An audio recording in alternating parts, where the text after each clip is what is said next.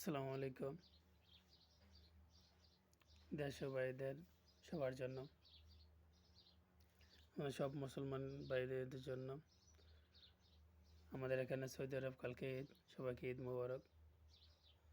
তা আপনারা কেউ ঈদের আর 2 দিন বাকি আছে, যাদের যাদের গরু কিনা বাকি আছে, তারা সবাই আপনার গরু সুন্দর থেকে কিনবেন এবং কেউ প্রতিযোগিতা নেবেন না যে হ্যাঁ এত টিয়া কিনছে আমি আরে উপরে গরু কিনবো।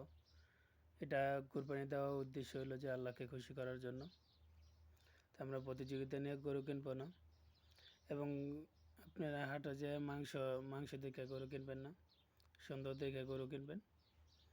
গরুর সব যদি ঠিক থাকে, পাও ঠ্যাং বা শরীরের অঙ্গ যদি সুন্দর থাকে, আপনারা ওইটা দেখে গরু কিনবেন, মাংস দেখে গরু কিনবেন না। আসসালামু আলাইকুম।